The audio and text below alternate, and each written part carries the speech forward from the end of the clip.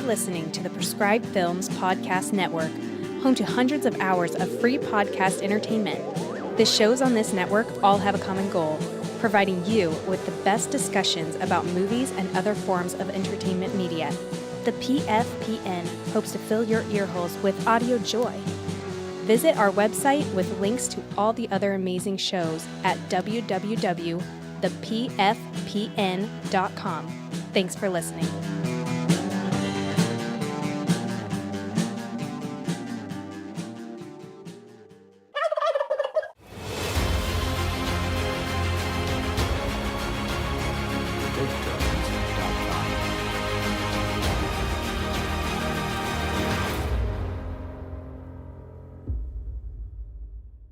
It used to be that calling a film a turkey was an insult. Nowadays, there's actually an audience for some of the worst movies ever made. Baby, you are gonna go broke showing turkeys like these. Now we're talking turkey.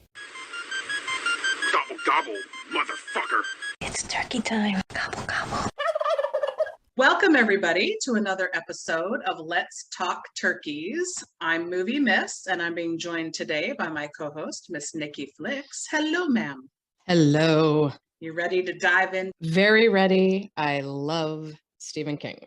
Movies based on his works, maybe not so much. I love Stephen King. That is fair. So we are going to be doing for this coming month here, the month of March, we are going to be doing Stephen King stinkers. They are turkeys in some way, shape, or form. However, I hazard to say, I think we pretty much both love all four of these movies that we're going to talk about this month. I would call that a overstatement Really? of my personal feelings. Okay. With today's film, I would say saying that I love this film, I would probably want to slap you if you said that. You don't love how bad it is. This is a misrepresentation of my personal feelings about this movie. There are things that I do love and appreciate. The movie as a whole is an absolute turd, in my opinion. Fair enough. We'll delve into it point by point. This is going to be 1989's Pet Sematary. It is the place where devoted pets are laid to rest. What did we do tonight, Judd? What we did, Lois, was a secret. But nothing buried there ever rests in peace. Come back to me, Gage. Paramount Pictures presents Stephen King's chilling bestseller, Pet Sematary, rated R. Now playing at theaters everywhere. Rotten Tomato critic score of 51%, an audience of 59. The book was published in 83. I have not read the book. Have you? Yes, that Okay. would be part of why I don't like this movie very much. I love the novel. Fair, totally fair. So apparently the rights for the book were originally sold to do the film to George Romero. And he decided not to do it because he wanted to do monkey shines instead.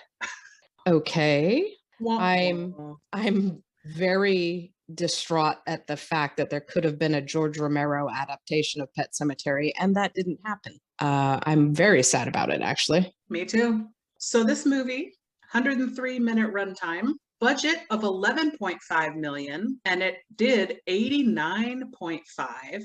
The majority of it was filmed in Maine, which makes sense for Stephen King. It was directed by Mary Lambert. Love that they had a female director. In my opinion, she's a great director. She also did Pet Sematary 2, which was the follow-up a couple years later that they immediately jumped on because this one did well at the box office. She also did, I'm going to throw this out there for horror fans, she did Urban Legends Bloody Mary. And if you're a fan of the Urban Legends movies, this one is a little bit different, and I think that's why I love it. And her eye as a director, of course. Are you familiar with that one? Yeah, I've seen it, and yeah, it's okay. In the family of those movies, it is the better one. I think that she probably grew as a director based on newer works I've seen of hers. I wouldn't call her handling of this movie great. In my opinion, a lot of what's wrong with this movie is the directing. I can't wait to hear your thoughts as we go through. So Stephen King did the screenplay himself, and It is noticeable. He has I have read many of his novels, just not this one. He has a very specific way of speaking. His characters always like to use certain phrases and words, and a few of them come off hokey and are present in this film. So you can tell he wrote it, I think. Yeah, you can. And then that's really part of what boggles my mind with this movie is on first viewing, knowing he wrote the screenplay, I'm thinking as a fan of that novel, wow, I hope this is going to be living up to what I want. And if he wrote the screenplay, well, then I know he won't let himself down. There's no way he'll leave out huge, large portions of character development and backstory that are, oh, no, he does. So I'm a little bummed with Stephen King's adaptation of his own work, and I adore him, but I don't know if this screenplay works as an adaptation of a novel. So, music for the film, we have Academy Award winner Elliot Goldenthal, and I do feel like some moments of her direction, coupled with the music in the scene, the score, lends to building the tension well. There are a few spots in this movie where I'm like, Absolutely. There are several scenes in this movie that I feel like literally an entirely new creative team took over the movie. There's a new director, there's new like people doing the lighting, cinematography, like it's suddenly it just shifts and changes and you're like, okay, this is brilliant for a minute. And yeah, the music definitely heightens the tension and the anticipation in a lot of areas. It's very well done. You also have moments in the score where it suddenly sounds like someone on a Casio keyboard doing a Lifetime movie.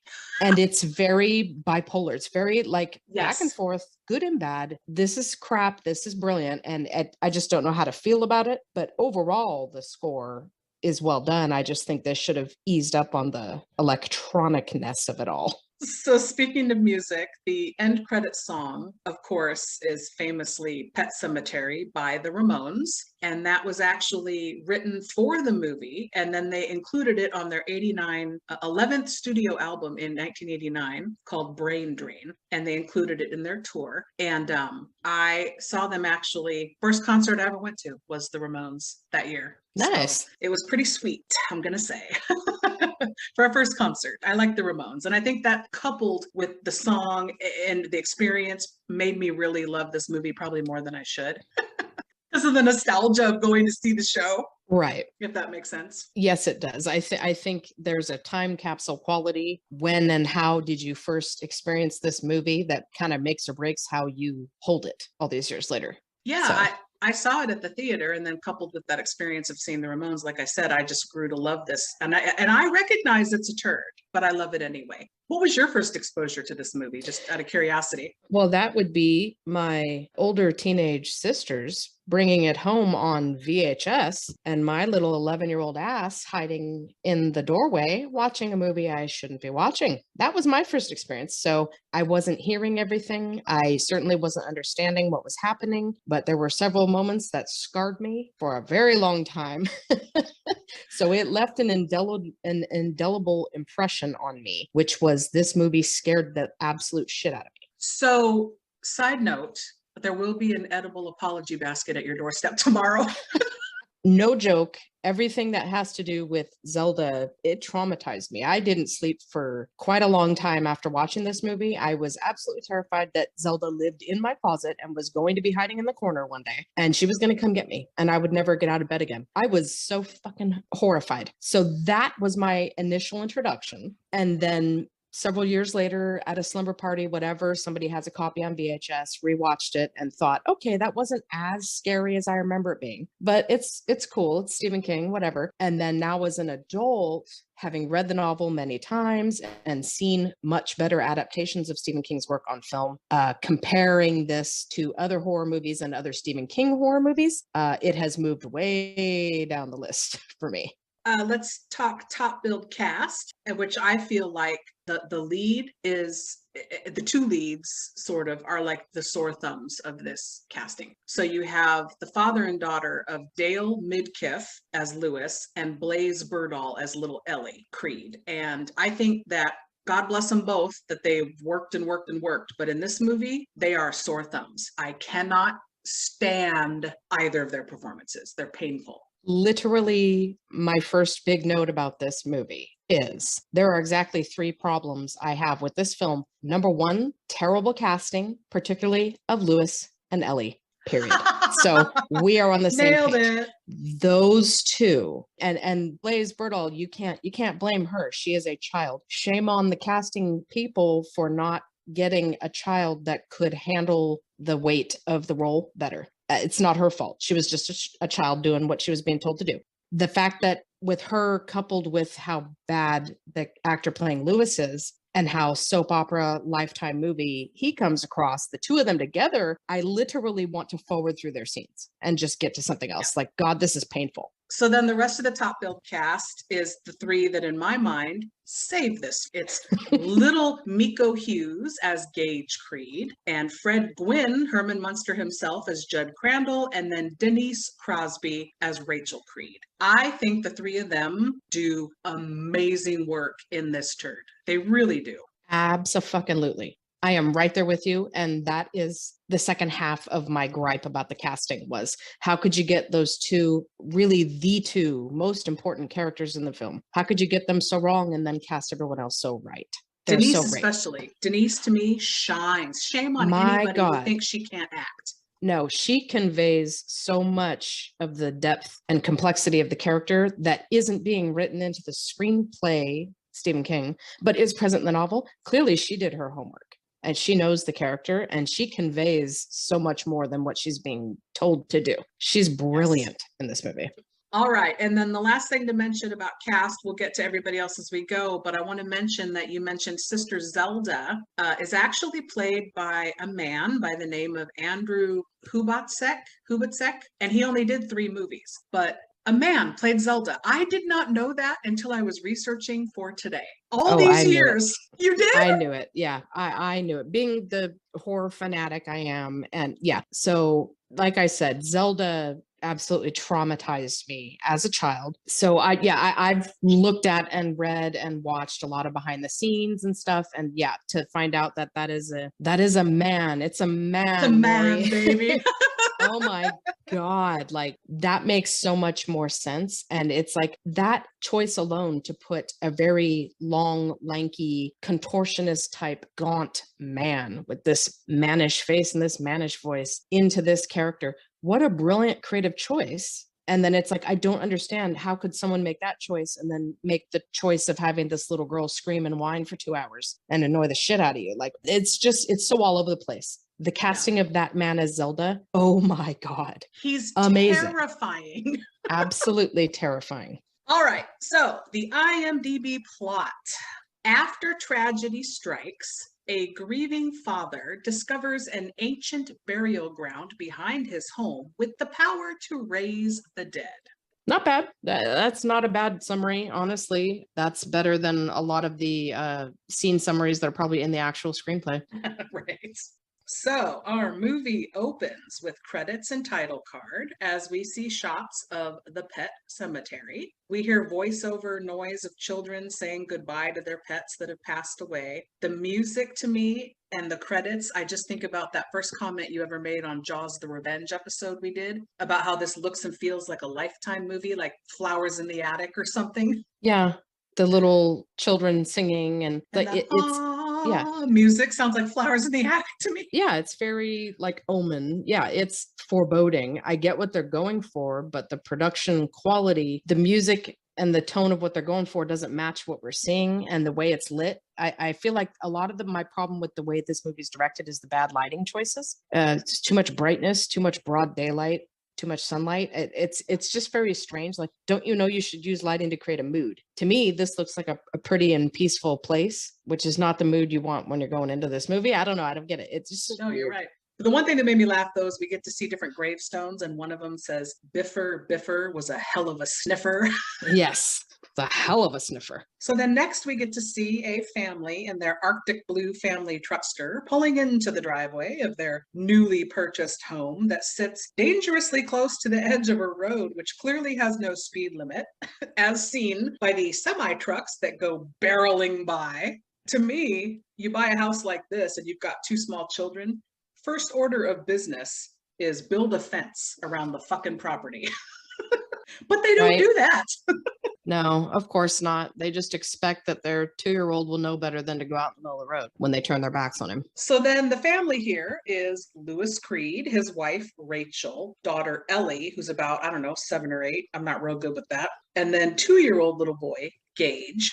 When you're introduced to these people, I see the actor playing Lewis and that little girl playing Ellie and think, okay, I get that. Boy, do they really look related. And you're getting a sense of chemistry with all of them as a family, everything they're doing and saying and the way they interact with each other. It all feels very natural. And you're thinking, okay, I get it. I can see what's going on here with casting. And then unfortunately, little Ellie opens her mouth. And it's all downhill from there. The minute that girl starts screaming, you're like, oh my God, shut up. Agreed, 100%. Somebody slap some tape over this kid's mouth. She is grating. So we immediately get to see what irresponsible, terrible parents that Gage has, because they set him down in his diaper and bare feet in the driveway and turn their back on him by this road. Now, I do laugh though, because Ellie is in this tire swing and she falls and screams and they run to her aid. And we get to see Gage standing there at the tailgate of the family truckster, and the cat is in the carrier, and we get a really smart camera shot of his little face looking up at the cat, and he's all, church.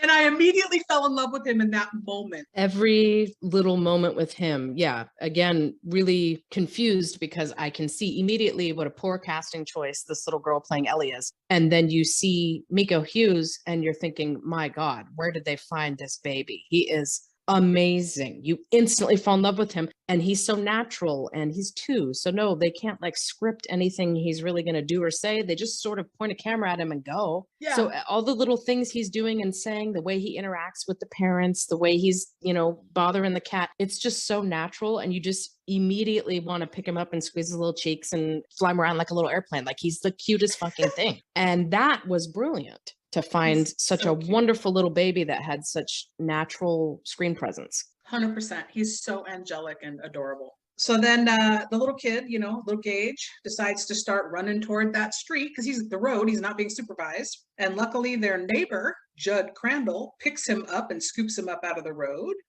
And Rachel and Lewis can't get there fast enough. They're like 10 feet from the child. So for later in the movie, spoiler, you'd think they would have learned their lesson with this incident, but no, they don't.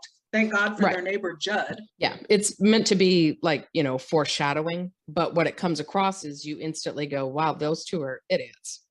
That baby is just absolutely adorable, and these 2 are idiots. Like, oh my God, somebody find him better parents, please. So as introductions are made here, Judd tells little Ellie she'll be happy as a clam to live there. And when she asks him if clams are really happy in response, the adults laugh like that's the funniest fucking thing they've ever heard in their life. It's so overacted that I'm like, oh God. Like, this is what I'm saying.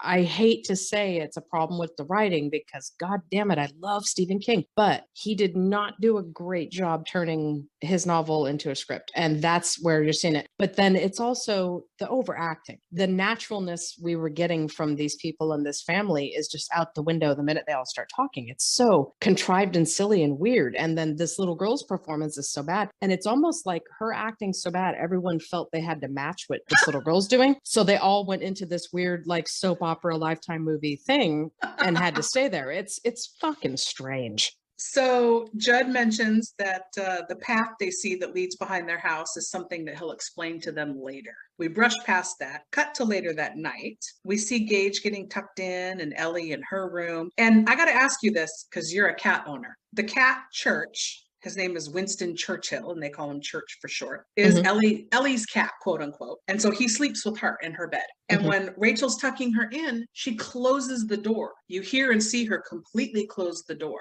Can you do that I mean, that didn't make sense to me. Unless they happen to have a litter box and food and water in that room, there is no way you're going to close a cat into a room for nighttime. It's not going to happen.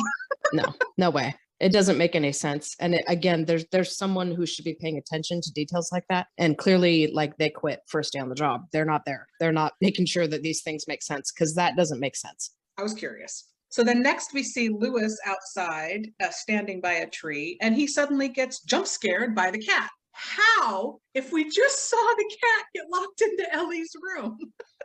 Well, these people are idiots, so maybe they leave their daughter's bedroom window open. Oh, maybe. I mean, don't even get me started on the whole idea of letting your cat roam around freely outdoors, particularly when you're on a road like that. Seriously? So Lewis heads over across the way there to sit with neighbor Judd on his porch and sip beers. They talk, and Judd tells Lewis about the pet cemetery and that he should get church fixed so that he won't neutered, so he won't want to wander around and get in the road and get hit by a truck, basically. So that answers Yes. that right there. Yeah. Well, no, it doesn't, because don't get me started on the idea that having a cat fixed will stop them from wanting to go outside if they're already used to going outside. I don't think so. Lewis is a doctor. How does he not realize that like, it's stupid. They expect you to be kind of stupid watching this. And it's like, I'm a little insulted. But as a fan of the novel, during this whole scene where you're seeing, Judd and Lewis get to know each other, several things are happening that are disappointing me, which is I'm not getting the bonding and connection between these two the way you do in the novel. Where is Judd's wife, Norma? Apparently she's just MIA, because she is a major plot point that drives him to want to help Lewis. Lewis saves her life, basically. Like, all of this has just been cut, like stricken from the screenplay. And it's like, Stephen King, you're writing this yourself. What are you doing? The only thing I can think is the studio Wanted to dumb it down and simplify it. things.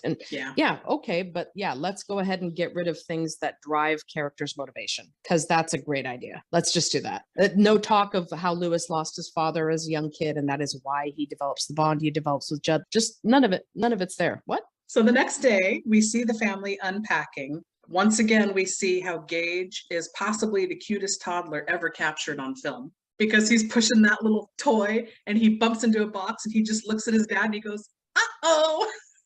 It's so flippin' cute. Again, it's one of the most brilliant things in this movie is the casting and use of this small child. He's absolutely a little dream to watch. Like, you could just sit and want to talk to him and play with him all day long. He's just so fucking cute. Yeah, I'm just in love with him. So, which makes sense, because then we are truly gutted when stuff happens later.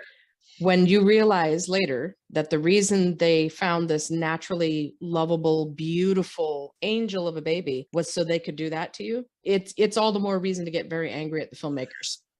Because that is, I feel like I'm being bamboozled and manipulated. You didn't put in the emotional work to give me that connection to these characters. You just cast the cutest child that ever lived to make me feel bad when that happens. So, cheap. It's a cheap trick. So we also get a brief introduction to Missy, their housekeeper, who shows up to take their laundry twice a week. Don't see the point in this character at all, and we'll talk about her other scene later. Just, why is she even here?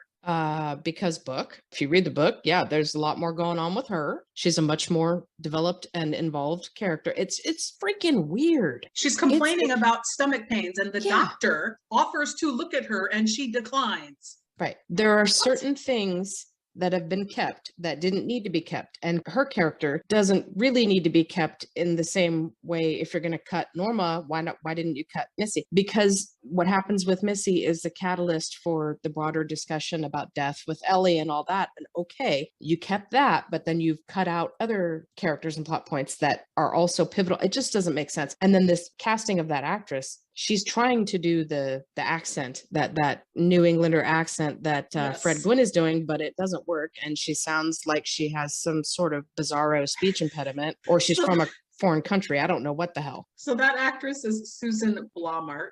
And yeah, I don't recall seeing her in much else. And, no dog on her. I mean, she's trying to do the accent, but yeah, it didn't work for me. She just comes across as really bizarre and weird and out of place. The character does. It doesn't make sense. So now later, Judd takes the Creeds down that path behind their house to show them the pet cemetery, where Rachel notices the word cemetery is misspelled. And I would go down there with paint and fix it if it was me, but okay. Red paint. You'd make sure they knew that it was wrong and you corrected it. Yes. And of course, we're annoyed some more by Ellie in this scene. And once in the pet cemetery, Rachel gets upset with Judd and is clearly bothered by the topic of death. And we don't understand what's going on with her yet. And so this seems very out of place and weird that she literally flips on a dime and freaks out. Like, give me the baby. I want to hold the baby. And she hates that they're there. I was like, what? Yeah. The complexity and emotional depth that we're supposed to be getting, it's totally falling flat.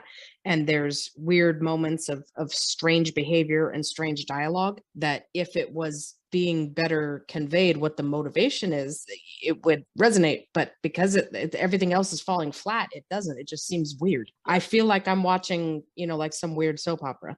So later that night, Rachel overhears the conversation between Lewis and little Ellie about what could happen if Church dies. When that happens, the conversation between Lewis and Ellie, that's supposed to be a very big, important thing that is happening. And because they're both doing such a terrible job saying the lines that they've been given, the whole thing just seems so weird and strange. And I feel like I'm watching like a school play. Like I You don't even know. believe in it. And then you cut to, yeah, It's exactly. so bad. You cut to Denise Crosby as Rachel overhearing the conversation in the kitchen and her getting really emotional. And you're like, that's acting. She has literally no lines. But I'm not sure. Is she crying because she realizes, I can't believe I'm in this movie? And this is what's happening. Like in the next room, oh my God, what am I doing here? Or is it character? I can't tell. But God, she's brilliant because you're picking up that she has some serious issues and fears and pain around death. And you're getting that from someone who isn't really saying much. So props to her because it's a good moment for her. So the next day, we get an example of what I was saying about Stephen King's writing. His dialogue in novels doesn't always translate to the screen. So the wife insists that Lewis promise to little Ellie that Church will be perfectly fine and survive his neutering operation without any problems. And he's hesitant to make that promise because, stuff happens. But what I didn't like was how she says, don't shilly-shally, Lewis, give the girl a promise. And I'm going, that's kind of weird. I mean, I know sometimes people say that, but that's a Stephen King-ism to me. The dialogue's a little weird. It doesn't feel natural. No. The interaction. So I get what they're going for in this scene with the interaction between Rachel and Lewis, and it's clear that there's tension and they disagree about how to talk about this and how to handle it. But when he like whispers to Rachel, like, oh, there's a 1 in a million chance, but if he dies on that table, you're going to explain it to her. That's not like a husband-wife thing happening. You're getting like he wants to slit her throat. There's so much weird tension between them all of a sudden. It's very strange. It's not like a husband and wife who disagree. They seem like they're coming from two completely different planets at that point. You're like, wait, what? There's a whole lot of tension between these two. Like, that's not a very happy marriage, is it? What? It's about a 9 on the tension scale there, Lewis. Exactly. It's really weird. So outside, Rachel and Lewis go to kiss and make up before he leaves. And I absolutely love, again, like you said, you can't really script a 2-year-old. So they're going to say their little sweet kiss goodbye, and she's holding Gage, and he goes in and tries to kiss both of them, and he goes, I kissed you. You can hear him say that. Oh my God. And she responds so sweetly to it. She's smiling and laughing. It's so natural to me with him. He's so sweet. I know that to me, like I was saying, tonally, this movie is just so all over the fucking place because you had that weird concocted interaction between Rachel and Lewis in the kitchen, and it didn't even seem like a real conversation. And then when she comes outside, suddenly you have this bright, beautiful day in the sunlight, and it's like, whoa, my mood changed. Like, I feel like I'm bipolar. And then when she's telling him, hey, whatever, and they're kissing, and it's like, okay, now that looks like a husband and wife who are disagreeing, but at the end of the day, they love each other. It all seems really different and natural all of a sudden. And then you have the addition of little Gage just being a little 2-year-old. And it's like, okay, where is that movie where they're that natural and real? I don't know. So then we cut to Lewis now, first day at the university. And then we learn that he's a doctor, a whole doctor, but yet he's at this university office, which I don't know if that exists. That seemed weird to me. I guess universities have doctors on staff, but it looks like an emergency room type situation in there. No, they for sure have like what we know now is like an urgent care. There's like a medical center, and you're going to have a real doctor on staff and real nurses. And yeah, you'd be able to go in and get your checkups, do whatever. They're not equipped to handle real true emergencies. It's not a trauma center. Well, yeah, so a man with massive head trauma immediately gets rushed in. To me, this movie is very dated special effects wise, but the makeup is fantastic between Zelda and then this guy. Oh, it's so gross every time. I love it. Yes, yeah, the practical effects, the actual physical makeup is top notch. It's really good stuff. So Too bad the actor playing Victor Pascal.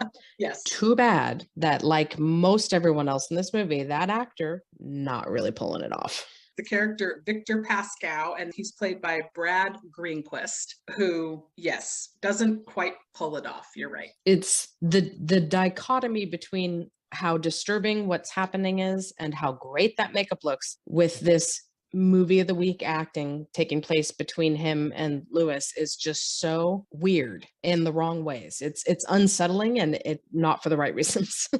So Lewis calls for an ambulance, even though the man has clearly died, I'm guessing just because protocol. The man then jump scares Lewis and grabs him and says, "The soil of a man's heart is stonier, Lewis." And he says, "I'll come to you," and then dies again. So that night, Lewis is awakened by the dead man from earlier, telling him to get out of bed and follow him. This is the kind of shot I want in my horror movie, the nighttime ominous with the fog. It looks fucking fantastic. And suddenly the score is complementing how eerie what's happening is, and the visual of him walking up the path and the fog rolling across the ground. Like, you're like, this is creepy as hell now.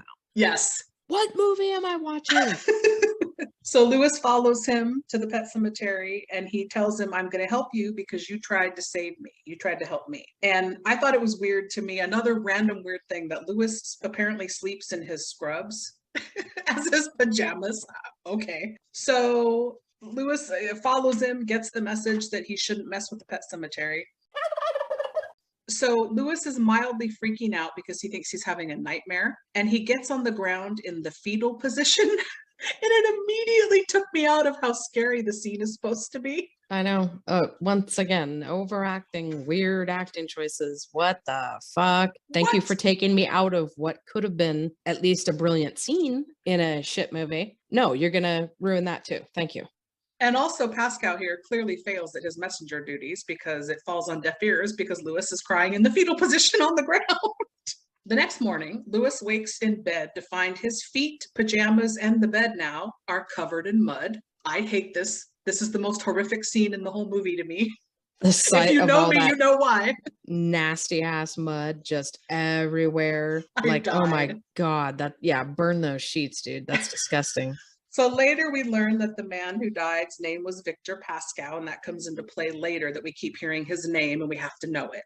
Later, we cut to Ellie changing out her construction paper jack-o'-lantern in the window for a turkey. And that is our transition of seasons.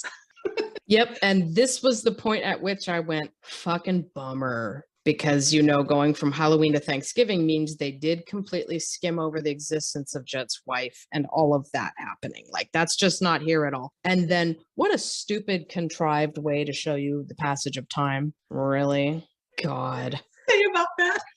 Like, whoever came up with, visually, how could we, I don't know. We're out in the middle of this beautiful land in Maine. How could we show the passage of time fall into winter? What would be, I know, construction paper turkey made out of Ellie's ham. That's genius. Let's do it. Really? Could have gone for some beautiful, like, sweeping overhead shots of the leaves turning and falling and frost. No. This is how we show it. Okay. Not that I'm going to complain about a turkey because here we love our turkeys, but yes. So then we see Rachel and the kids are going to be flying to Chicago for Thanksgiving to her parents' place. And I'm guessing they've been together, Lewis and Rachel, 8+ years, at this point. And apparently he's not part of the family. He's not going to go to Thanksgiving because the parents don't like him. No, he says, and they make it clear that, he's not going to get a ton of time off of work. And that he should probably just go ahead and stick around. And I can understand that. It's like, if you never liked or got along with your in-laws, or they never liked or got along with you, if you're like, yeah, I do have to work. I really only get the one day off. Maybe I should just stay here. Yeah, have the house to myself for a few days. It makes sense. It makes more sense in the novel. They don't do a good job of explaining what is happening and what his thought process is. The complexity of the bullshit between him and Rachel's parents, like, you're not getting that. So he just comes across like a weird dick, put his family on a plane and not spend Thanksgiving with him. So Judd now finds Church dead and calls Lewis over. Boy, it's a good thing that they got him neutered. Right. Yeah. Poor that thing.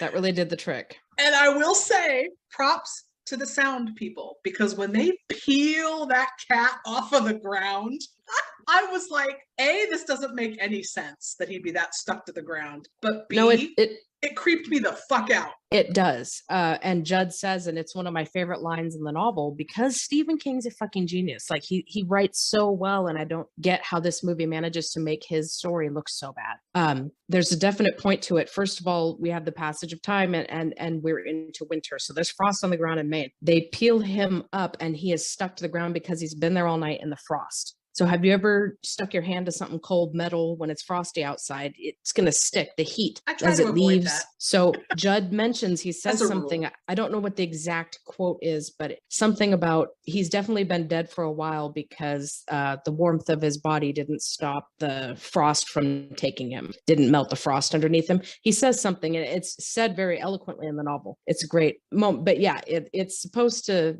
get you like, oh, he's stuck to the ground because of the frost. Like he's been dead for a minute. I do love that sound. It grosses me out. So Judd can see that Lewis is not happy about having to tell Ellie her cat died. So he takes Lewis on this crazy trek way up over the regular pet cemetery to the Micmac burial grounds and has him bury Church without telling him why. His answer to Lewis is, I have my reasons. And all I could think of was that meme, because reasons. Shame on Judd. Shame on Judd. That happening and him saying that and the confusion you're feeling is exactly what the whole thing is giving me. You're doing something and not explaining yourself. These characters are doing and saying things and not explaining themselves. And the script isn't explaining itself by giving me more information and more depth and backstory. Like it's all fucking missing. What the hell? At this point, Judd is taking him up there because he loves Ellie and they have a sweet little relationship, and he loves Lewis like a son, and Lewis saved his wife's life in the novel, and he wants to return that kindness, and he doesn't want little Ellie to have to experience death. And so he has his reasons, and it's internalized. He does not explain what's happening to Lewis in the novel. In the movie, you needed to get around that because it doesn't make sense if you leave it like that. He can't internalize all of that information because we are not inside Judd's head. So you need to explain something like, Jesus, how did they not realize this is not working? This makes no sense. So back at home after that, Judd randomly tells Lewis the same thing that Pascal had said to him earlier about the soil of a man's heart being stonier. And we get a weird music cue that tells us, ooh. And then on the phone, Lewis avoids telling Ellie what has happened to Church when they call. And we get a really sweet, hi, Daddy, I love you from Gage. He's the highlight to me of this movie. Oh, he's just so adorable. It's so cute hearing his little voice. Hi, Daddy, I love you. And the look on the actor playing Lewis, the look on his face, you're like, what the hell is wrong with this guy? Like, how I get not wanting to address the idea that the cat is dead with your kid, but God, this guy's like gone completely blank. Like he's not expressing anything, He's and nobody emoting nothing. No one can see him. Why is he not emoting when he hears his child on the phone? There's nothing. He's as dead as the fucking cat. Like, oh my God.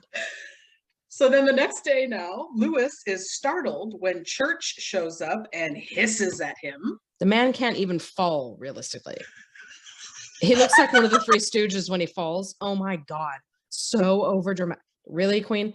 This is a cat that lives outside, so they do tend to jump around and be a little more aggressive and a little noisier than a typical indoor cat. That can't be your first rodeo. That can't be the first time the cat startled you. Like, why are you... Okay, so it's because Judd failed to tell him we're burying him up here because he's going to come back to life. So it's unexpected, but wouldn't you initially think there was another random cat? Like, would you really just, oh God, and fling yourself William Shatner style against the wall? That's it. He went to the William Shatner / John Black School of Acting. Exactly. Oh my God. And the cat, they really did a piss poor job establishing what a cat is like and what Church the cat is like. So you don't know the difference between undead Church and previously alive Church. You don't get the different in the novel that comes across really well, and it doesn't in the fucking movie. You don't get what, okay, don't, especially if you don't know cats. Don't cats like constantly bring you dead birds and dead rats and things? Isn't that just normal cat stuff? Why is he so bothered by it? Well, no.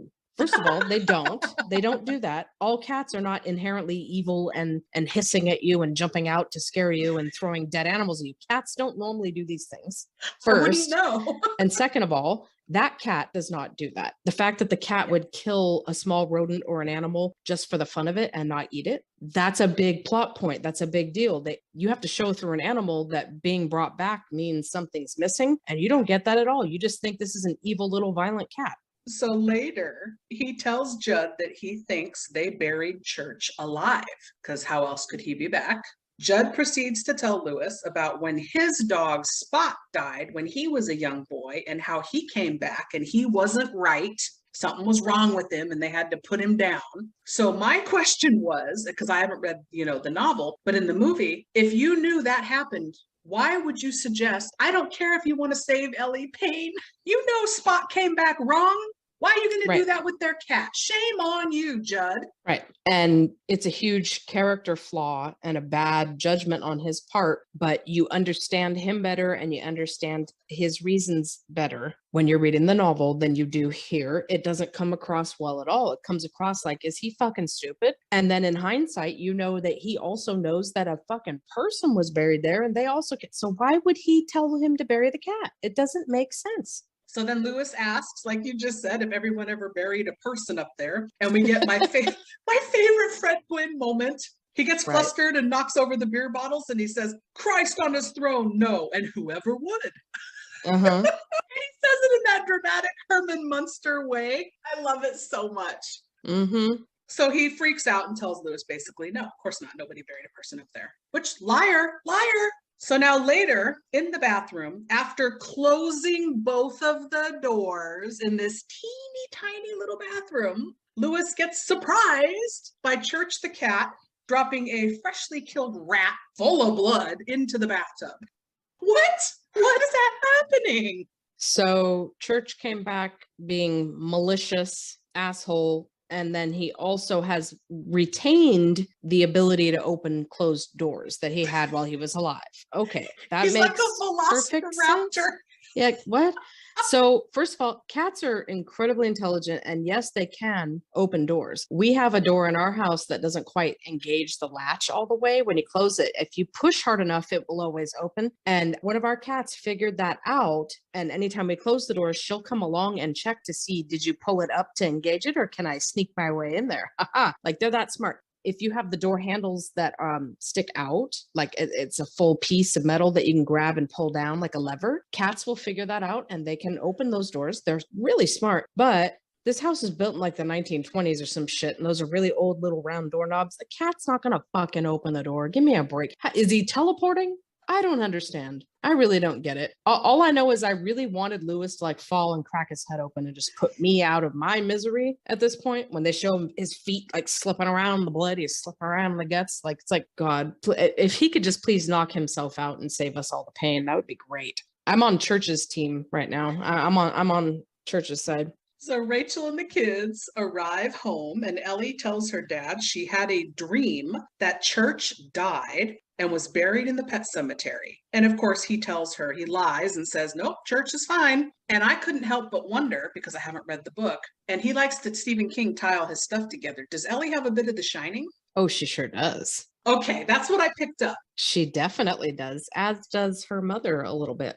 So after a scene of Ellie saying that Church smells bad. He smells bad. Really? Oh my God. Oh, this little girl. God damn it. I fucking can't. The bad acting from so many of these people just takes you out of everything. So we cut to the second scene with Missy, where she writes a small suicide note and hangs herself because she is just sure, even though she hasn't been to a doctor, she is sure she has stomach cancer. So she kills herself. Okay, Lewis offered to look at you. I think that they took the stupid, easy way out, like you said, of the catalyst for the death discussion.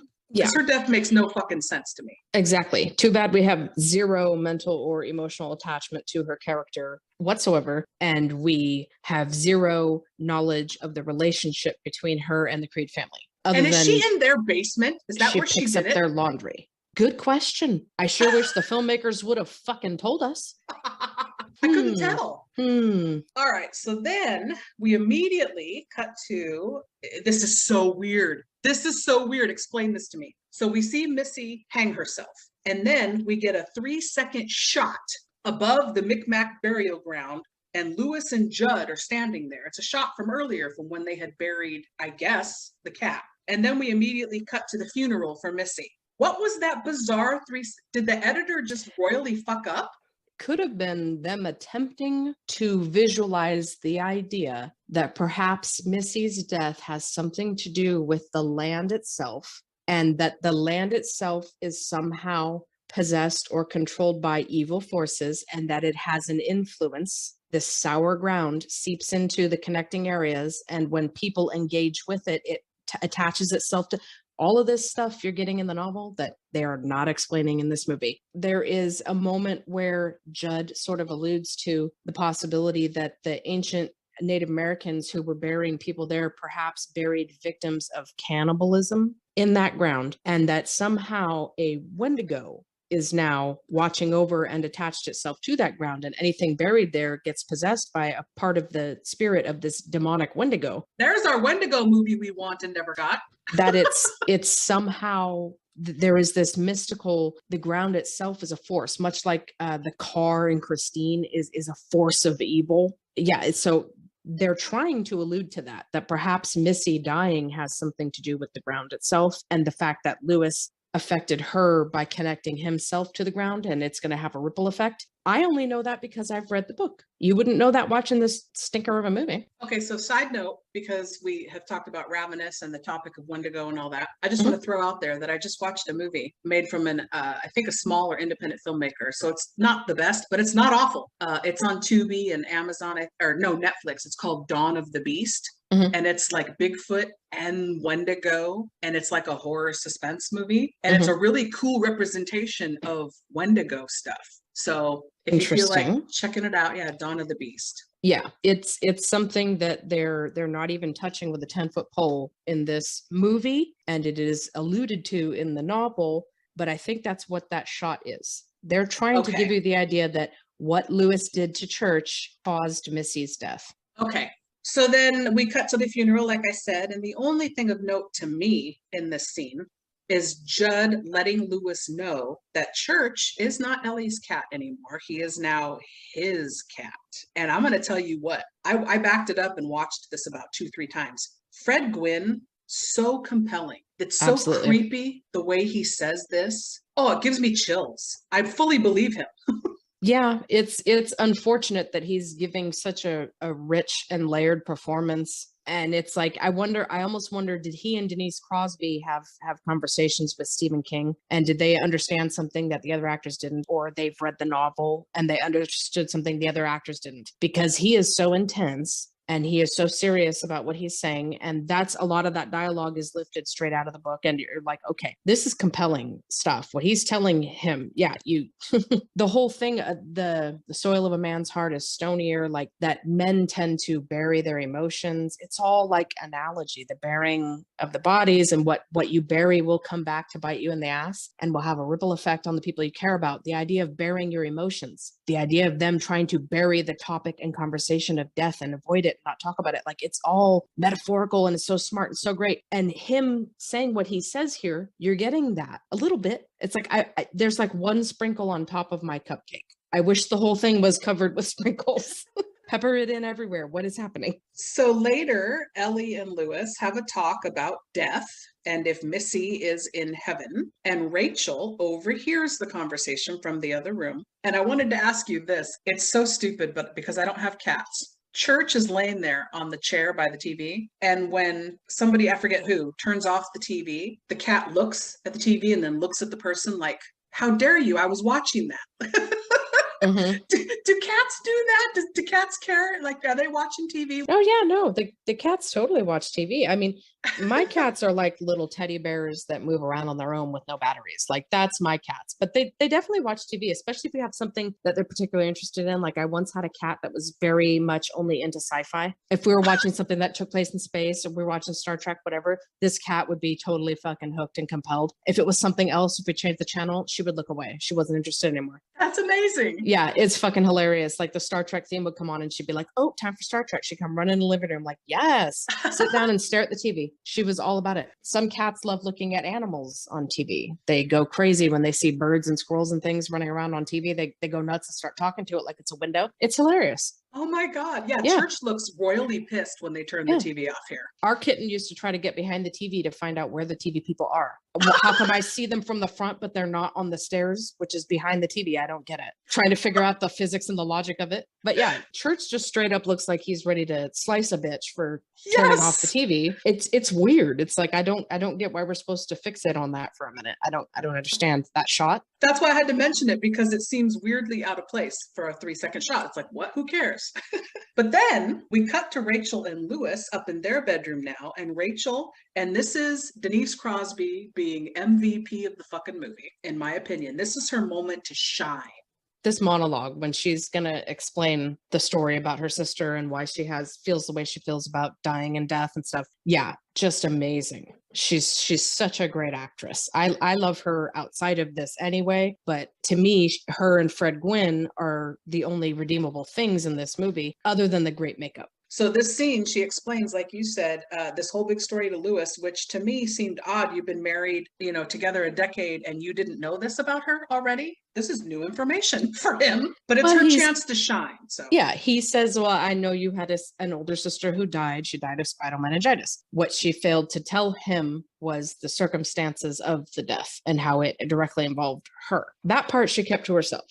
See, I wish he would have known that, because then it would have explained why he had hard feelings for the parents. That would have made sense to me. Like, right. Oh my God, you had no supervision. You guys were left home alone and she died on your watch. Like, fucking terrible parents. Yeah, there's no context to why he doesn't care for her parents or why they don't like him. And you understand, if you read the novel, that there's a whole lot of reasons why. And this just adds to his disdain for her parents. And it's like, oh, that explains a lot. That makes sense. In the movie, it's like out of left field, like, wait, what? He doesn't know that this happened to her? So we do get the really great flashbacks while she's telling the story, though, and then we get to see Zelda and what happened. And to this day, it still freaks me out. I was not traumatized like you were upon first viewing, but it still to this day will give me nightmares. I had to cover my eyes while rewatching some of this because I didn't want to have nightmares. It's really, really a great performance and great makeup on Zelda. Incredible. The prosthetics, the way they make the spine and the back look, and the weird way that they mold the face and the angular jaw. It's just, if you pause it and just really study and stare at that face, man, whoever did that, like, goddamn, they did a really great job. They made a lot of really smart choices because there's not a whole lot to go on when it comes to the description of what this is supposed to look like. You could just kind of run with it. You're gaunt, you're starving to death. Like, I don't know. Like, and then you put this man in it. Oh shit. It's a man, baby. It's so disturbing. The voice, the way he says her name, the way Zelda says Rachel. It's like, fuck you. Shut up. Stop it. It's a cliche phrase, and I hate to say it, but I'm going to say it. It is pure nightmare fuel. Yeah. That's Zelda. Absolutely. All right, so cut to a few days later, and the family and Judd are out having a picnic on a bright, sunny day in the big grassy area cliffside right next to their house. And the 2-year-old is just wandering freely in this dangerous plot of land.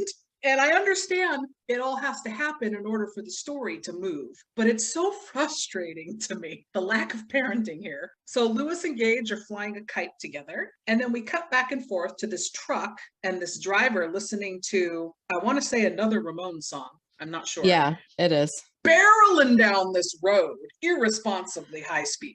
Between the way the whole flashback scene of Zelda was shot and done, and then now the way this is being shot and done, this sense of impending doom with the guy getting in the truck, and the truck is like brand new, sparkling clean. And if you notice really slowly, I watched it twice because I really wanted to take it in. These shots of the truck and the guy getting in, and it's all like from the ground level looking up at it to make it appear larger. You're seeing the truck from what little Gage's perspective is going to be, almost up underneath it and really low to the ground. It gives you this mental idea the truck is coming for Gage. It's coming for him. And like, that's what's going to happen. The way they're able to build that tension is fucking outstanding. And I don't get how you go from the scene with Zelda to this, to everything that happens before and after. Like, it's like, I swear to God, there's two different directors. I don't understand it. So as no one is paying attention now to little Gage, he drops that little kite handle and he runs off after it. He goes right into the road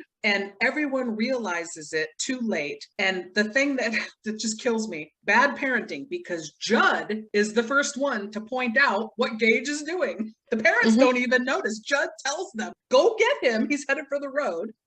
And the overhead shot of seeing everything unfolding at first when the truck is coming and here goes Gage. Oh my God. Every time I know it's going to happen and I'm always on the edge of my seat.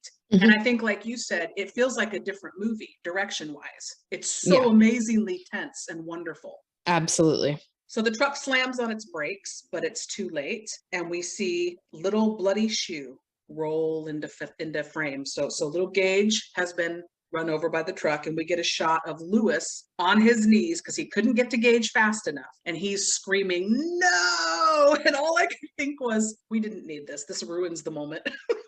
I did not need your Lifetime movie screaming. It's really funny because, like I was saying, I think the way the whole thing is shot, you're like, wow, what brilliant director handled this, and why weren't they handling everything that happened up until this point in the movie and everything that's going to happen after, because this packs a punch. And then I realized there are some good shots, some good camera work, but what really has the impact here is how you completely fell in love with little Gage. And so then when you think about it that way, it just feels like an emotional manipulation. You made me love this little baby so much that now you're going to rip him away from me. And that's why it's so devastating when you see that little shoe. And no matter how old this movie gets, that will always be the case. So when I saw it, when I was about 11, 12 years old, I was not into horror.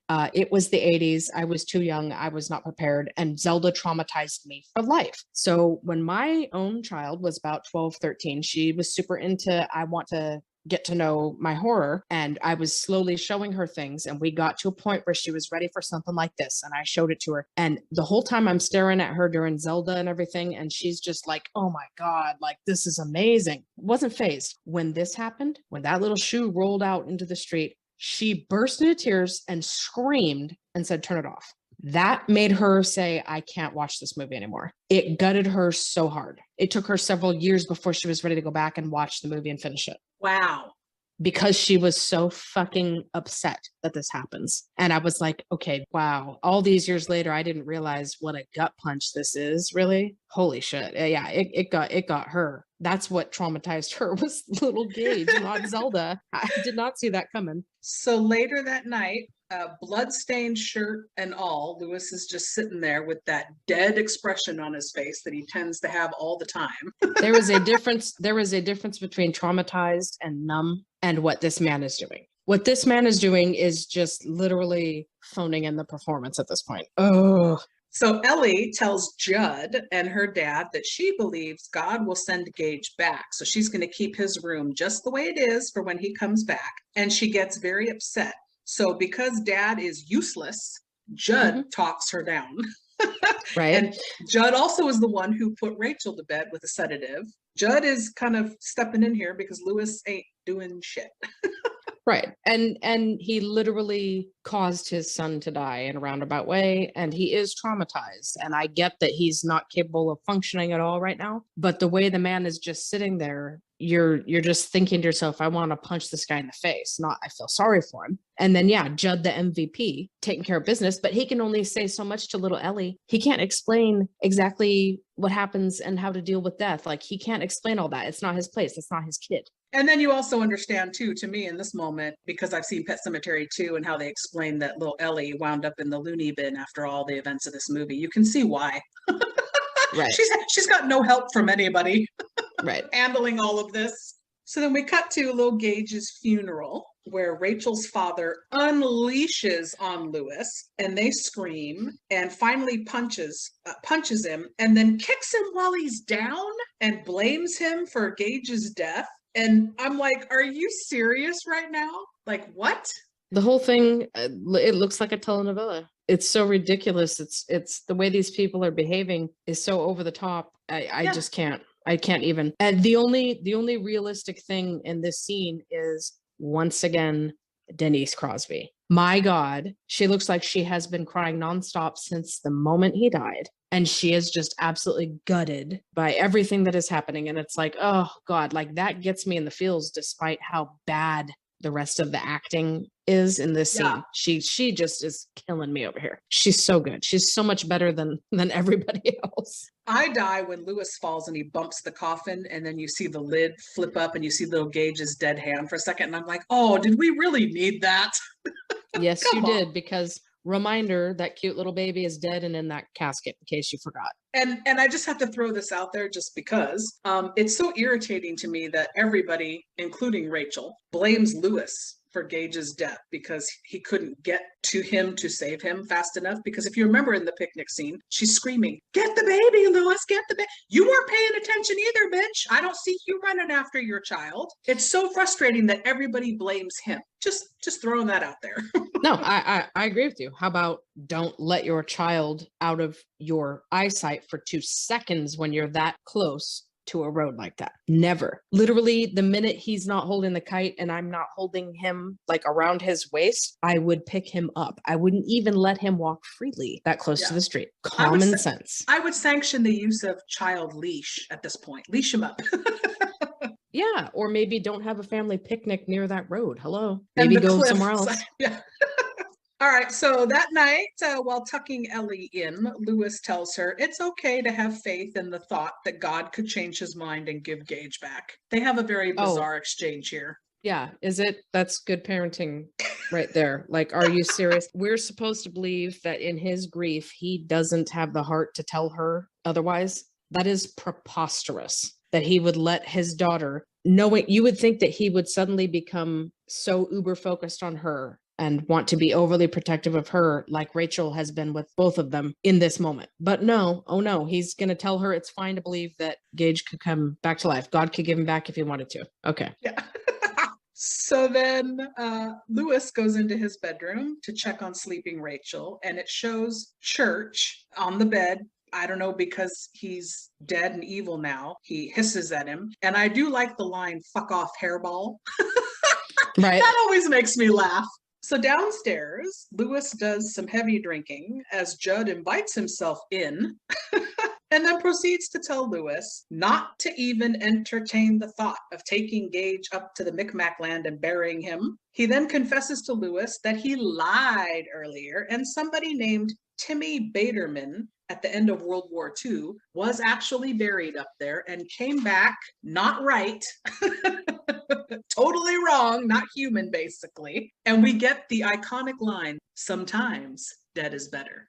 What's missing is any kind of horror or compellingness in the monologue and story that Judd tells about Timmy Baderman. The makeup on Timmy is really gross and really cool. And the way they show him like tearing at his own face, a la Poltergeist, like that's okay. What they're not conveying at all is that this is not, once again, some kind of Lifetime movie, because the acting, the way it's shot, it's so fucking weird. The story of Timmy looks so strange in these weird flashbacks, and you're not getting a lot of important shit, which is you're supposed to sort of understand how being buried up there and coming back changes you. It sort of takes away your humanity, and you're just this violent, evil, like sadistic thing walking around in your former loved one's body. You're supposed to be getting that from the cat. You're not. And then really with the story of Timmy, you're supposed to really get that. In the novel, Timmy went around tormenting people in town, not just with how he looked and moaning and walking weird like he does in the movie. Like, wait, what? Is he just a zombie? I don't understand. He actually like knows things about people that he couldn't possibly know. And he's like tormenting people. Like there's something else that took over his brain. He is like possessed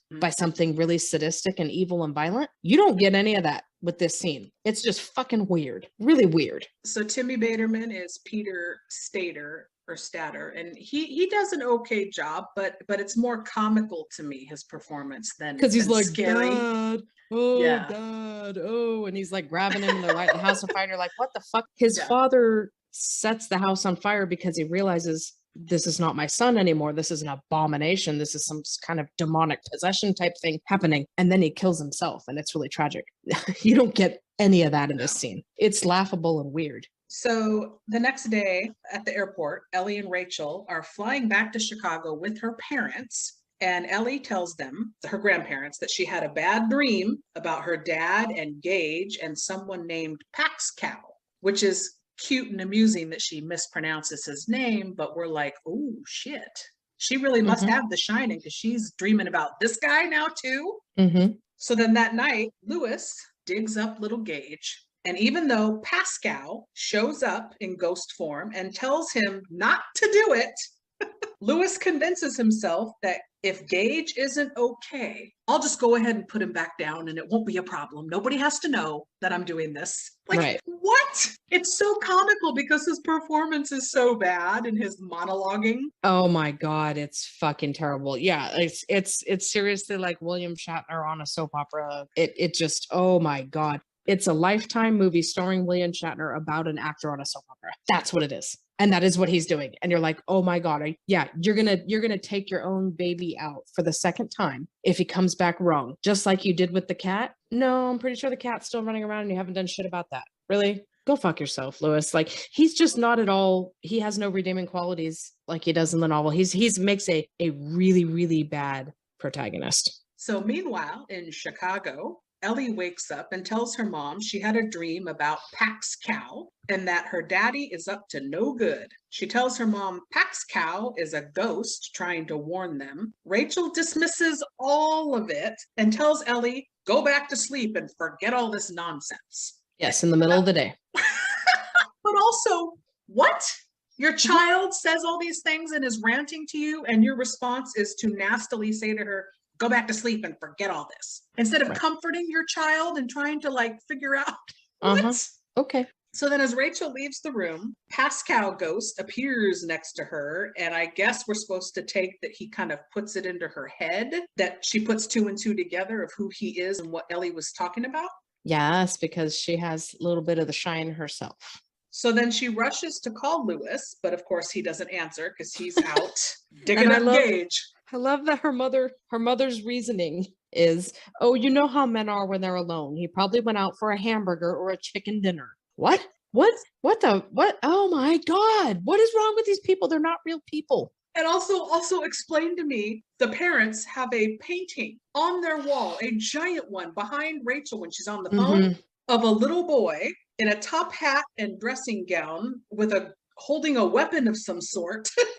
No, it's like a cane. A gray cat on the ground. Yeah, he's holding a cane. And it's like this old-timey painting. So like one of my favorite things to do is go on Google and look up Renaissance paintings that involve cats. You will not be disappointed. It's as if no one had ever seen a cat before. The way that these people painted cats is so funny. I actually took a picture of it, zoomed in on it, and started laughing hysterically when I looked at the cat's face. I'm going to have to put it on my social, just a close-up of this cat's face, because it is like someone painted their uncle and then put a cat body on it. I don't know what it is. Please, in correspondence with this episode, post that on your social. So, because yeah. Oh my God. I have to see this. Renaissance paintings of cats is one of my favorite, subgenres on Reddit, but I digress. I love the imagery of that weird painting because they call back to the imagery later, and it's once again a foreshadowing. Right. But in this moment, you don't, if you haven't seen the movie before, you're like, what the fuck is up with this 4-foot painting?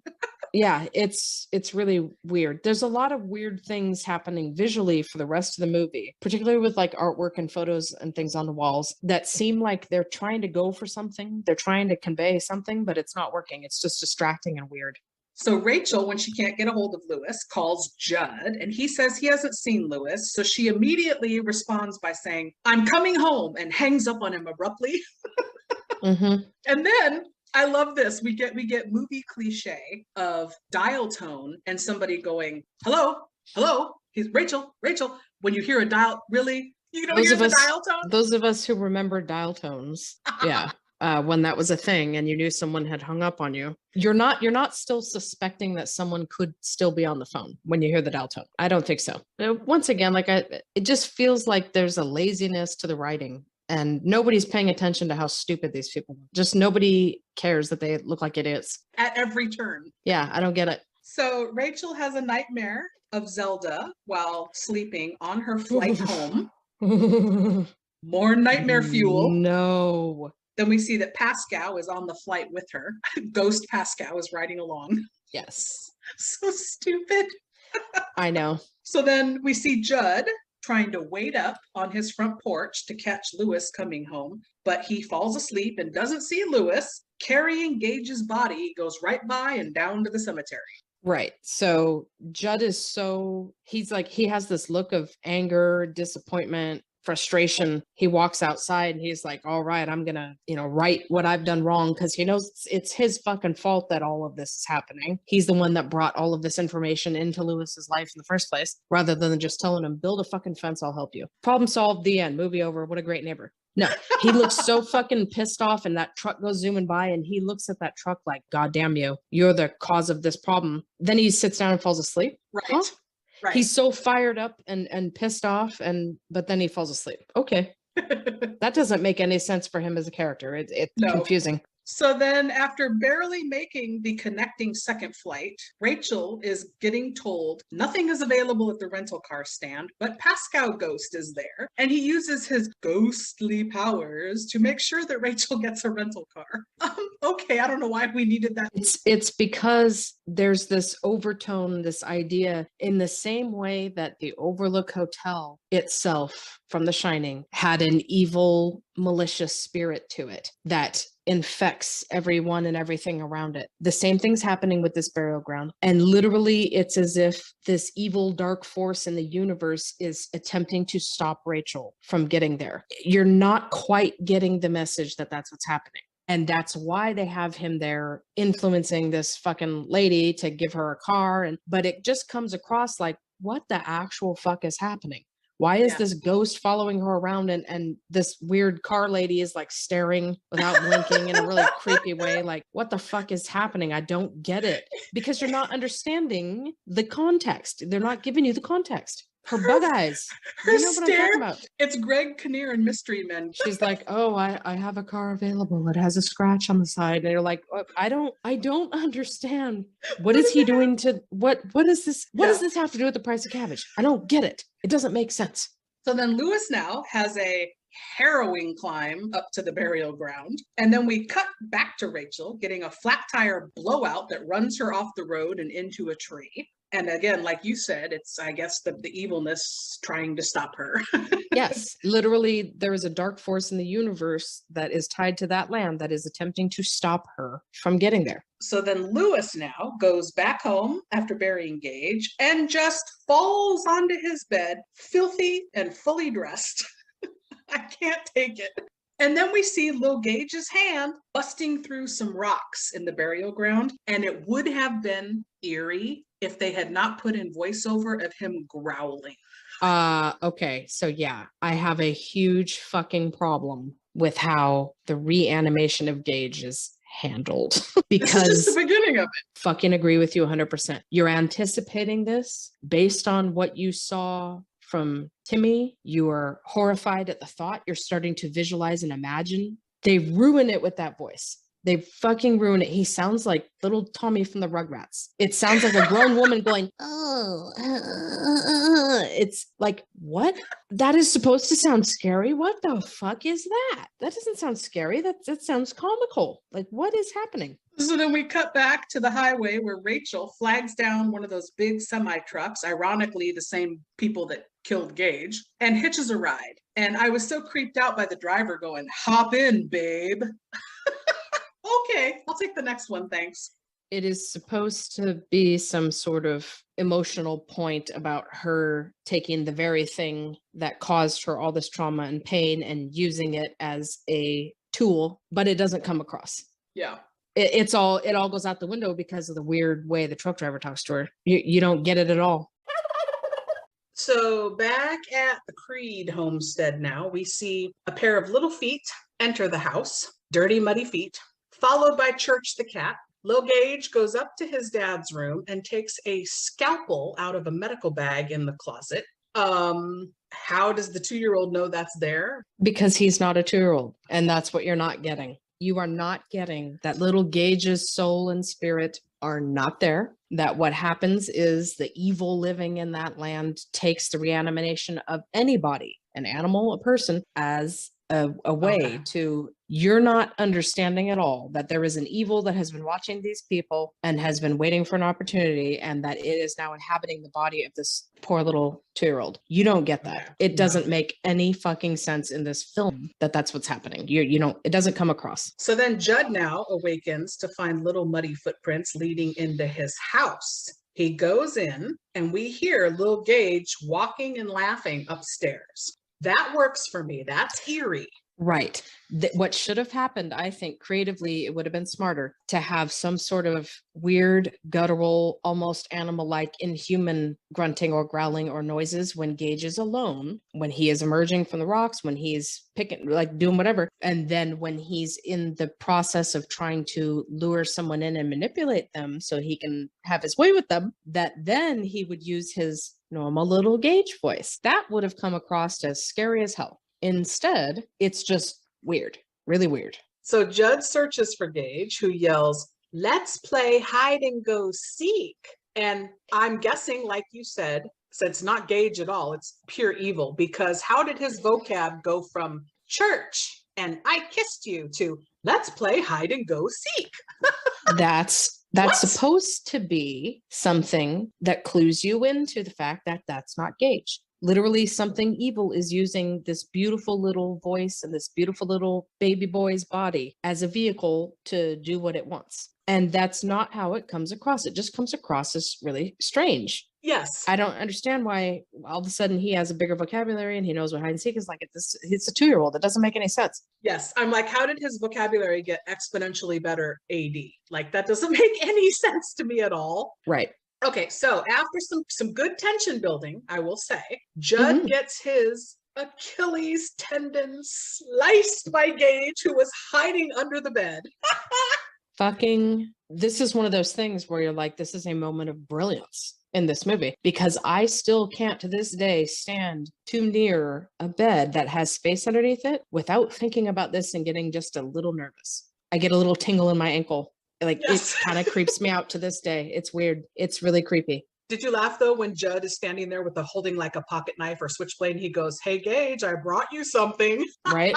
Because he knows damn good and well that ain't Gage. That is a little evil thing using this beautiful little boy's dead body. No, he wants to fuck that thing up and take it out before it has a chance to do what it's going to do. So Judd falls down after having his tendon sliced in pain. Gage comes out for the big reveal, looking all pale and tragic and growling. It's like, what?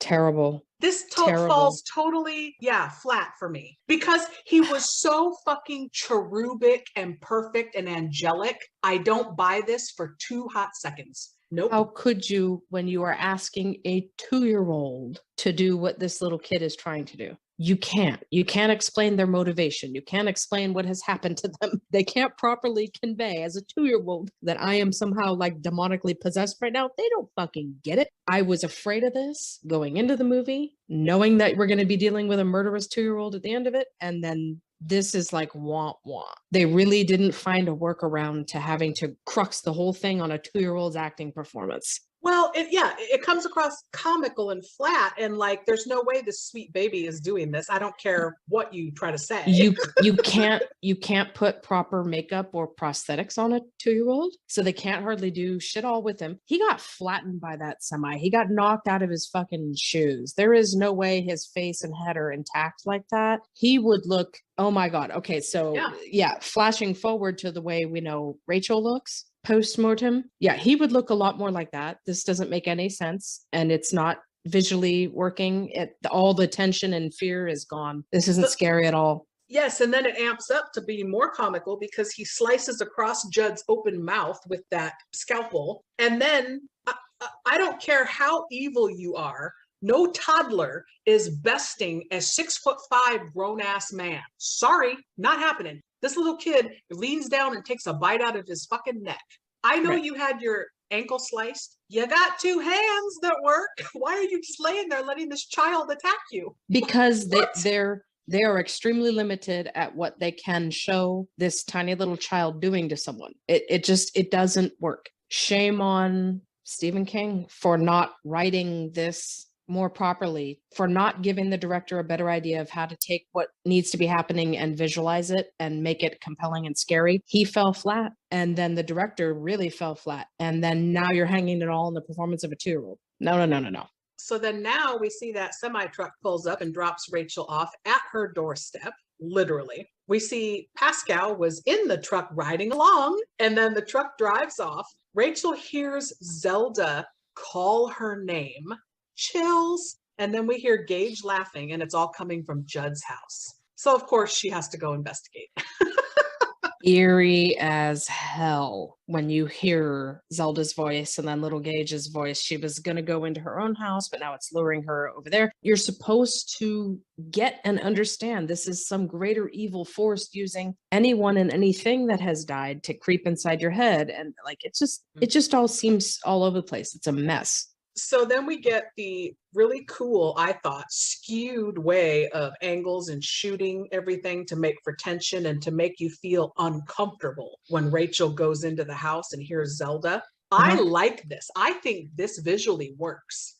I agree. This is one of the shining moments, in my opinion, directorially, the way it looks, the music, the camera work, the set design. Suddenly you're having brilliance. And I don't get where the rest of the brilliance is. How come you have these fleeting glimmers of amazingness? Like, this is proper horror. This is really creepy and good. And then there's just something's going to come along and ruin it right quick and in a hurry. I just have a bad feeling. So yeah, we get the freaky scene of Zelda in the room with her. And I am forever traumatized by this Zelda moment. Her running toward her, when you don't really realize yet she's in the corner, and then all of a sudden she's running at Rachel screaming. Oh my God. I can't. I have to like fast forward. Yeah, it's creepy as all get out. She's wearing this weird blue velvet thing. And then all of a sudden she closes her eyes and it's Gage, and it's Gage's voice, and he's wearing the outfit from the painting. And now you're like, okay. Oh my God. Because that painting is some weird, bizarre thing happening in Rachel's childhood home. So it lives in her brain. It is an unsettling image. And this thing is using something that is familiar to her from her painful childhood and putting it on the body of her little baby boy that she lost. Like, it's fucking with her head. That isn't what you get out of the moment. It just doesn't make any sense. It's weird, but that's supposed to be the point. So then he starts coming toward her holding that scalpel, and he says, I brought you something, mommy. Creepy. And we hear Rachel scream, and we realize, yeah, Gage is taking her out. Thank you. Yeah, don't show it to me. Insinuate it. Show me him being a fucking monster and make it not Miko Hughes. Make it something else. And then show me his little baby face and his little voice. I brought you something, mommy. And then cut away and leave it to my imagination. That would have been more effective and scary if they'd handled Gage and his kills that way the whole time. So I had a flashback to Dead Man on Campus with the next thing that happens here, because we immediately cut as Rachel's screaming to Lewis falling out of his bed and smacking his face on that corner of the table there. Oh my God. It looks fucking painful. How does he not have a black eye? How did he not, concuss himself? At least I'm enjoying watching this guy experience physical pain. There's that. I mean, I enjoy watching it. I backed that up twice and watched it again because I was like, yeah, smack your head. Maybe it'll improve your performance. I don't know. So he sees Gage's muddy little footprints that they went and got his scalpel. And then he hears Gage laugh. So downstairs now, Lewis gets a phone call from Rachel's father saying that Ellie had a dream her mother was dead. More confirmation of the Shining stuff, I think. Mm-hmm. So after Lewis hangs up, he starts to follow Gage's muddy footprints out of the house when suddenly the phone rings. So he runs back and it's Gage calling him to say that he's at Judd's house and he wants him to come over and play with him. Mm-hmm. So I love this. He says, first I played with Judd, then mommy came and I played with mommy. we had an awful good time. The way he says that. My God. It's not terrifying at all. It's the most precious. We had an awful good time.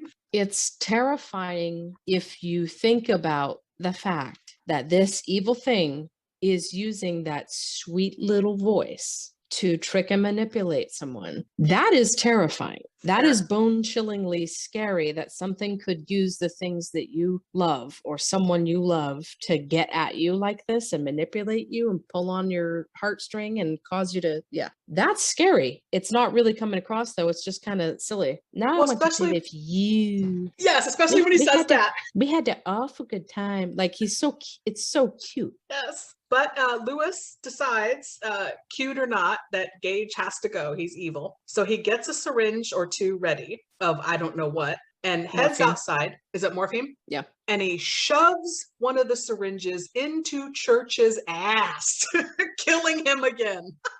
I felt so bad for that poor cat. I really did. He didn't want any of this. He didn't ask for this. No, he really didn't. So then he goes into Judd's house and everything looks old and moldy and decaying. Again, a great shot for me. I was disturbed. Like my skin was crawling. It's unsettling. Yeah, it's really strange. And when he walks up the stairs, the minute he sees Rachel's shoe, picks it up, it just stops. And there was this weird echoey, like underwater thing happening with the sound. And then it stops when he picks up the shoe. That is really fucking creepy and cool. And the way little Gage says something to the effect of letting Lewis know that he is causing him to see this. It's really, really creepy, unsettling shit, but it's not being used throughout. Right. I like the tone of this moment. I don't like the fact that this level of attention to everything that we're seeing hasn't been there the whole time. So Lewis pulls out another syringe because he's ready to get Gage here. He goes upstairs and he finds Judd's dead body. And then he gets effectively jump scared by Rachel's dead body dropping down from the attic above by a noose. Freaked me the fuck out. I forgot that happened. Mm-hmm. And I totally jumped. But then the moment is immediately deflated. Oh, God. Because you see Lil Gage appear up there and he snarls at Lewis. God bless Lil Miko Hughes for giving it everything at 2 years old. It doesn't work. He snarls at him and then leaps out and down onto Lewis and starts biting him and cutting him and they tussle. I was like, this is supposed to be scary, but I'm laughing. The way they show him flying through the air like the fucking Vorpal Bunny from Monty Python. Like, what is that? That is in no way intimidating or scary. It looked like when they were showing the shot from Lewis's perspective up at Gage standing there, that wasn't Gage. It looked like maybe a small person as a stunt performer wearing a mask that was meant to make them just from a quick glance look like Gage. That would have been scarier because I paused that shit, looked at that, and that was not right. Someone tried to make a prosthetic mold of a face that looked like Miko Hughes and it didn't quite work. And it was unsettling looking.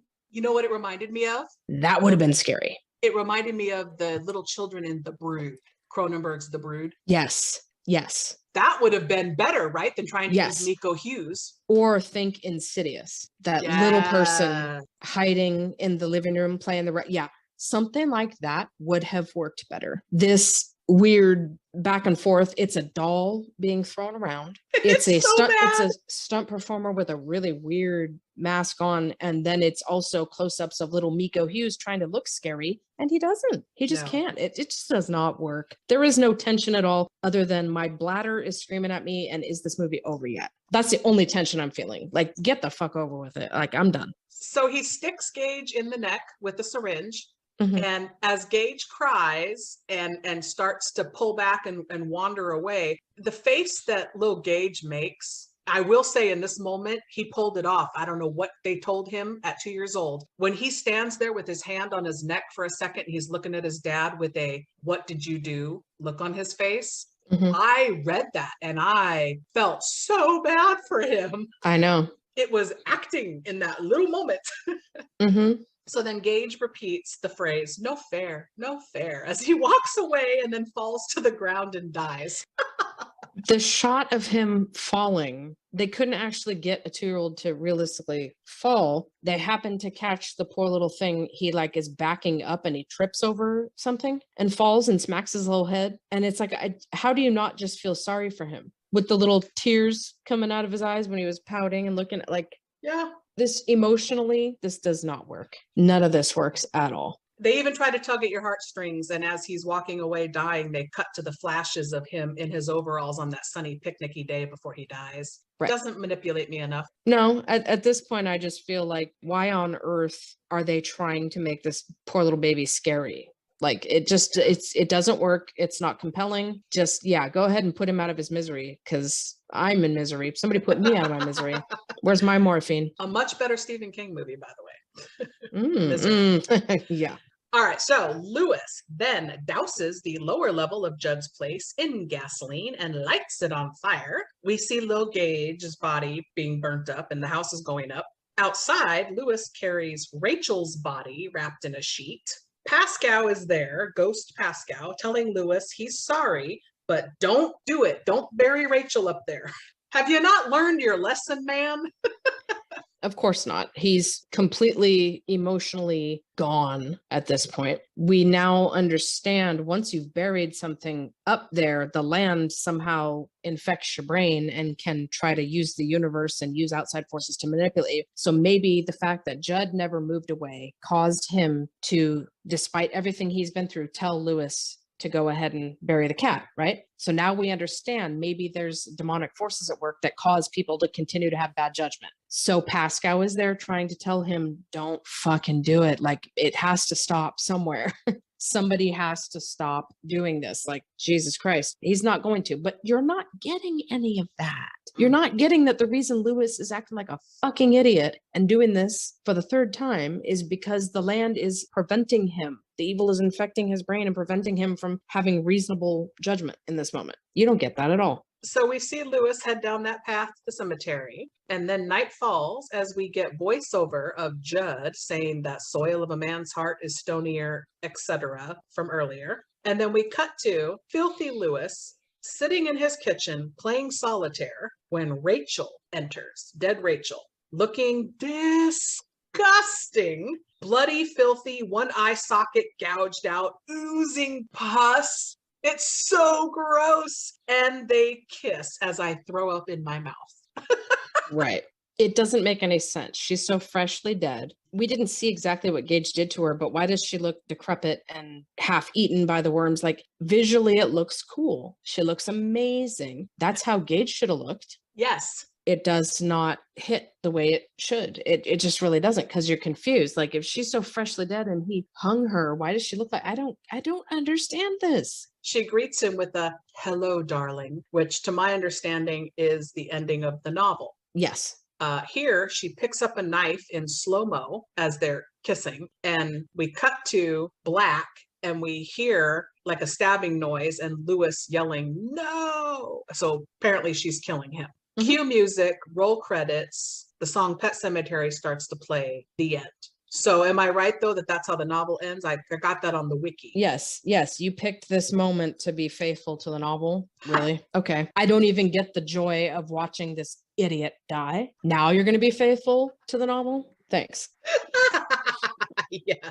All right, so let's jump to 3 questions. So I mentioned earlier that Pet Sematary 2 came out shortly after, also directed by Mary Lambert, written by Richard Oughton. And I will say, I don't know how you feel about that movie, but personally, as bad movies go, I fucking love it because you've got Eddie Furlong when he was on that tear, when he was just shooting up, his star was shooting up. You've got Clancy Brown swinging for the outfield, like just, it has a dog instead of a cat, which I appreciate. They changed it up enough. It's comedy on purpose. I Right. fucking loved Pet Sematary too as a bad movie. They lean into the cheese and the badness. I agree. Tonally, that movie works a lot better for me. I understand where that movie's coming from. I understand what it's going for. And then you have the fucking glory of Clancy Brown. I could go on and on for days about him.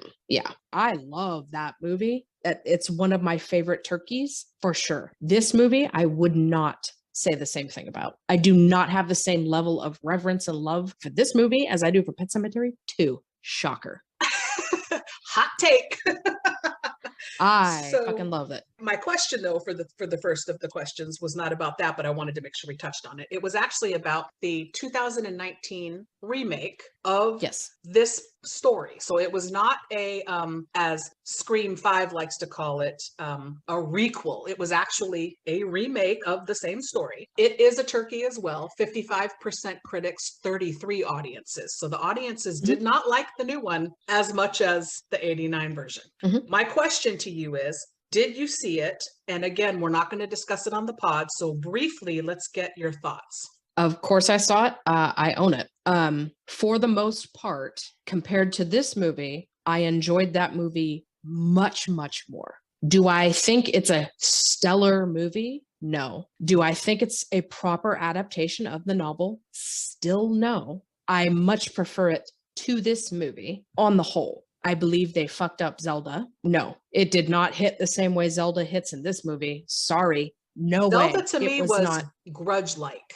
Yeah, it wasn't the same. It did not give me the same chills. Nothing could ever live up to this version of Zelda. The creative choices they made, where they made some changes to the story, were good ones. I thought the choice of having it be Ellie, not Gage, was actually brilliant. It worked really well. There was more depth to the story. I think they fucked My up God. the lead, though. I didn't like Jason Clarke as Lewis. Sorry, bud. Thank you very much. Okay, I was just gonna say, casting wise, much better choices all around for everyone. John Lithgow was absolutely fucking brilliant. However, you still went and screwed the pooch because you miscast our lead actor. Period. 100% agree with that assessment. I was gonna say, if if they had cast Lewis properly and if they had been faithful to this film's depiction of Zelda, I would have raved. I would have said, this is how it's done. But that didn't happen. As a completely separate entity, not comparing it to this one, I enjoyed the liberties that they took in changing the story dramatically by having it be Ellie instead of Gage. And I thoroughly enjoyed. I remember going with one of our sisters to the theater to see this. She was so pissed off at the end, she wanted to storm out because, spoiler alert, if you haven't seen the new one, Gage is trapped in a car alive at the end, and Lewis, Rachel, and Ellie are all dead and they're coming for his ass. And then the movie cuts to black, and you just know poor little Gage is going to get it in that car. Yeah. I was terrified for Gage, and I loved that ending. I loved the Ellie twist because the actor is older and can convey the evil better than a 2-year-old. Much better. Lithgow as Judd mentions Norma. They talk about the wife and everything with him. Yeah. So leaps and bounds in some areas for sure. Yeah, you get a better sense of the mental and spiritual goings on in these people's lives because of the land and the influence it has on people and the way it changes the way you think. And the actor who played the Victor Pascal character was stellar. The makeups were really cool. Like there was so much about it that I really enjoyed better. And the choice to do the ending with Gage, it packed the same emotional punch that you get for the character of Lewis in the end of the novel, but you're getting it now for poor little Gage. And so I appreciated the ending. I loved it. I just wish they had cast a different actor. And that's because the audio version of the novel lives in my head. Oh, okay. Who does the audio? Oh, this Who little reads actor it? named Michael C. Hall. You're kidding. Yes, he will read you the novel, and then you will see him as Lewis, and there is just no other way to picture it. Which is funny because we were talking Pet Sematary 2, Clancy Brown, hello, Dexter New Blood. They were wonderful together on Right. it. And then John Lithgow as well has a Fuck, connection right. to Dexter. So there you go. So if you've never read the novel and you're interested in understanding why I hate every actor as Lewis, get yourself the audiobook of Michael C. Hall reading it. It's wonderful. I'm totally going to do that. So then I just want to throw out there real quick. I don't know if you know this, but they are currently have an untitled Pet Sematary project, which is going to be a prequel. It's going to have young Judd. Pam Grier is in it. And the guy who's writing it wrote the brand new Grudge movie that we got. So I'm interested. I'll see it. I don't have high hopes, but I'm interested. I'm not holding my breath. All right. So question 2. So Rachel kills Lewis, obviously. And then assuming she takes him and buries him and he comes back. Okay. Then what? Because I'm all for a dark, bleak, tragic ending when it makes sense. Like The Mist, for example. This movie gives you that dark, bleak ending, a promise of a dark, bleak ending, but we don't know. So what would you have liked it to play out more? No. Yeah, we don't need to see anymore. I think we get the idea. This evil wants to take over and control and manipulate and affect everything it can get its hands on. So what better way than to have adult human beings who are possessed by a piece of the evil in this land, who can go around and kill indiscriminately and create giant hordes of people who are undead and possessed by the spirit, and it would grow and become more powerful. It's an interesting concept. It's a cool story. It's such a wonderful idea. Stephen King is so creative. It just, you can only do so much in a movie. I'm trying to picture how that plays out. Like, if you think about it, once it goes black, we're left with, okay, she kills him. But if I think about it and sit with it for a few minutes, I'm like, so then what? She buries him, he comes back, and they go on a killing spree and nobody catches on? Like, what the fuck? Where do you go from there? I don't know. It's Ask so Stephen weird. King. Yeah. All right. So question 3. Is this a better movie with, I don't know, say Jeff Fahey, young Treat Williams, young Michael Biehn? I could go on and on. Anybody but Dale Midkiff? Or does that not save it for you? That wouldn't save it. It would help, but whoever it is, can only do so much with what they're given. And then despite his performance and despite the underwritten characters and relationships, you have all these weird creative choices visually, especially the first half of the movie. There's so much going on where you're like, this looks cheesy. This looks stupid. This looks like a Lifetime movie. I feel like I'm watching the opening of Jaws: Revenge. Like, what is happening? There's so much of that it's like, I don't think even a brilliant actor could have saved it, because you have Fred Gwynn and Denise Crosby, and they certainly don't save it. And they're both great. So I don't think so. Fair enough. I think the recasting of the character of Lewis would have helped the remake that we got in 2019 a lot. I feel that way too, actually. All right. So that's going to wrap up our discussion on this Pet Sematary. If anyone is interested in watching this, it is currently playing on Netflix, pay streaming on Amazon Prime. You can also check out Pet Sematary 2 on Amazon Prime and the 2019 on Amazon Prime. So I want to thank you, my co-host, for joining me today. Hopefully you this are wasn't welcome. too much torture. No, this movie lives in nostalgia for me. It's the thing that both got me interested in horror and traumatized me. I didn't watch it again for years, and now I just go years and years without watching it because I hate it, because it sucks. So if you're a fan of the idea but don't think it's executed properly, go get the audiobook. Michael C. Hall is brilliant. He makes a perfect Lewis. All right. Well, we want to thank you all for listening. And until next time, goodbye. Christ on his throne, no. Whoever would. Has anyone ever buried a person up there? Christ on his throne, no. Whoever would. Hey listeners, Movie Miss here. Listen, I know you have a lot of options when it comes to podcasts, so thank you for listening to the show. I know everybody says this, but for a fledgling little show like ours that's just hanging on, we just finished season 4, we're rolling into season 5, it would really help us if you could subscribe, rate, and review the show on Spotify, Apple, YouTube, Good Pods. We're also on Pandora, Audible, Amazon Music. It would really help us grow the show and reach more people if you could subscribe and then rate and review, which is really the key part of it. Make sure to be part of our Bad Movie conversation by following us on social media. Interact with me on social media. I'm on Instagram at Movie Miss, which is movie_miss. The show is on Instagram at Let's Talk Turkeys. Also on Blue Sky at Let's Talk Turkeys and Facebook. We're on X. I'm honestly not sure how much longer I'm going to have the show on there, but currently the handle is at Gobble Podcast. Get it? Gobble, because like a turkey. You can also chat with like-minded bad movie lovers in our Facebook discussion group. And like I mentioned, we're rolling into season 5. It is 2025.